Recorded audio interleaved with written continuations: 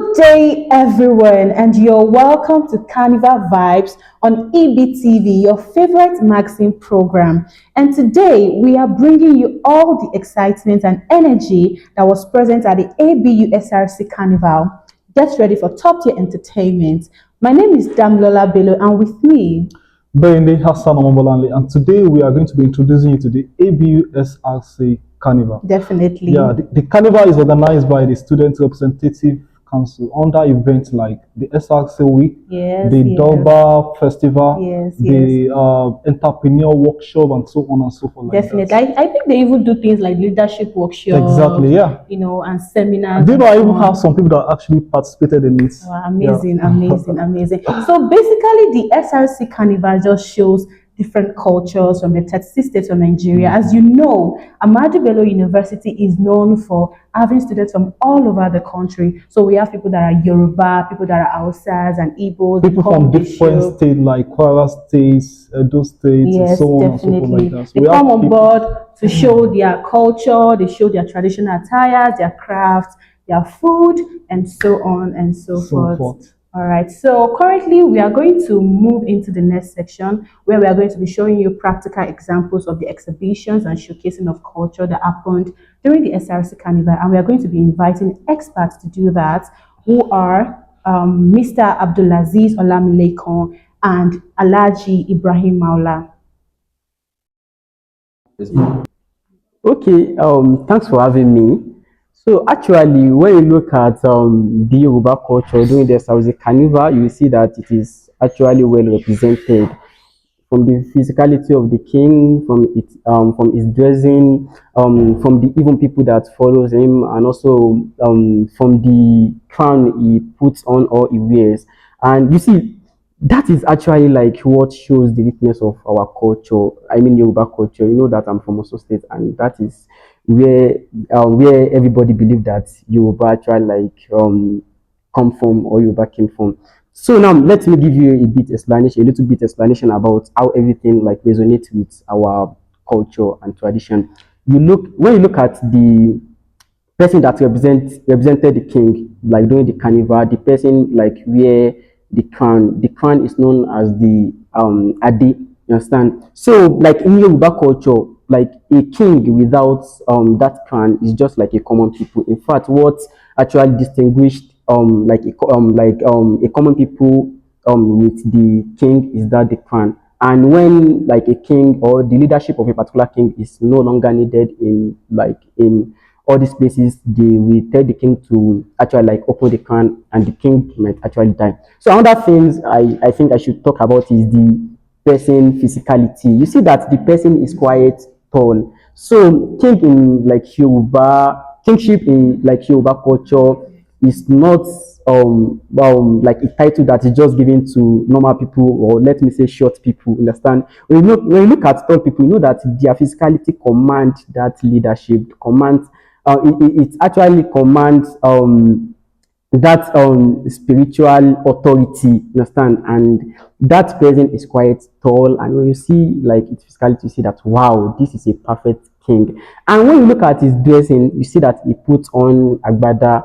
So that agbada is normally the like occasional dressing of a king in Yoruba land, because it is a royal dressing. And when you look at like apart from the dressing and everything, you see that he puts on beads. You understand? So that beads are actually, they are not like all normal bead that someone can just put on. They are beads that are protecting the kings from unseen spiritual like unseen spiritual attack. So they have some kind of things that they are censoring the king from. And when you also look at the people that follow the king, you see people like the people that someone that carry his staff, that is Okpa, someone that is going to die for him. They call it Abobaku in Yoruba land. So as soon as the king dies in Yoruba land, the person must also die, even if his time is not near. They will kill the person. So that is actually what showcases the richness of Yoruba culture, and I really like it because when you see the previous like SRC Carnival that has been organized, you see that we did not see the like reflection of all these things. And you can even see, apart from Yoruba culture, we see a lot of cultures that were being shown that day. That's actually like shows the flexible freedom that is given to like every traditions and cultures to participate. So particularly from the Yoruba, I really like this carnival and I'm glad to witness it. Although that is going to be my last witness, my last SRC carnival I witnessed in ABU. So thank you so much.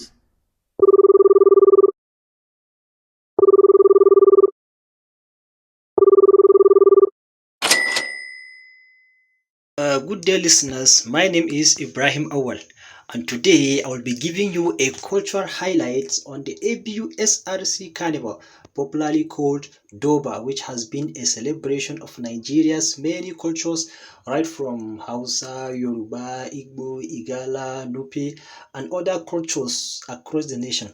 My focus today will be on Hausa cultural display during this SRC event. You know, Hausa culture carries one of the earliest and most lasting tradition of festival in Nigeria. That is the what we see today in the Doba can be traced back hundreds of years. In history of Hausa, the Doba festival normally hold to to welcome important visitors, to celebrate special occasions, and to show the strength of a community. That's the reason why I say those that represent Hausa culture during the SRC event have played a fantastic role actually. In fact, if not for the fear of being biased or being one-sided, I would have said the Hausa section was the part that carry the attentions of majority, because if you look at the way the king and the queen come out in their royal clothes, it was very appealing. The king in a grand flowing gown, which we normally call babariga, with a turban and holding a sword, which symbolize leadership and respect. In Hausa tradition, the queen also appears in the fine maroon and golden long gown, putting on female alkebba. She was also putting on turban with jewelry that shows the beauty and elegance of her.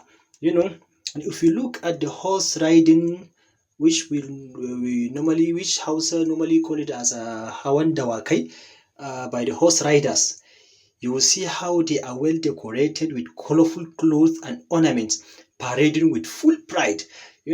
This tradition of Hawan Dawake comes from the old days when horsemen played an important role in protecting kingdoms and also in celebrating victories. The history is very long, so I won't say much about it. So, the ABU SRC event has made ABU environment, filled with sound of drums, tambourines, and the trumpet, which these traditional instruments in Hausa culture are normally not just for music. They are part of Hausa way of calling people together, and creating joy in the community. So the royal attire, the horses, the sound of traditional instrument together reflect the pride, the beauty, and the richness of Hausa heritage that was built on honor, unity, and joyful celebration. Thank you. That was such an insightful moment. A big thanks to Mr. Abdulaziz Olamilekon and Alhaji Ibrahim Maula for that wonderful moment. So moving on, we are now diving into the three tips that you need to be conscious of to enjoy the next carnival that you come across. So what's the first one? Participate.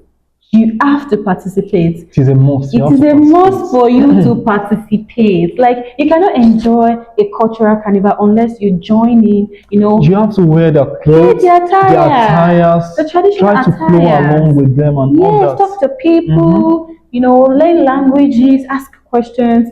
That's the only way you can enjoy, a cultural carnival when you are participating. So the second one is try the food. Very Eat necessary. the food. Very There's necessary. Begiri from the Yoruba side.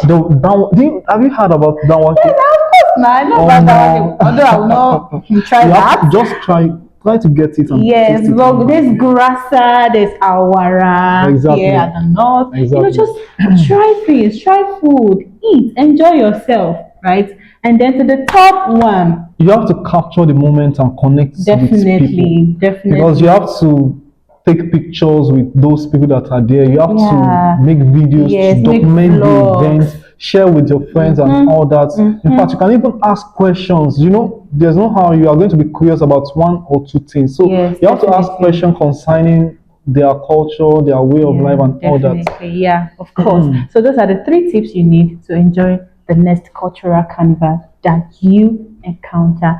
So we've come to the end of Carnival Vibes. Thank you so much to all our audiences for joining us.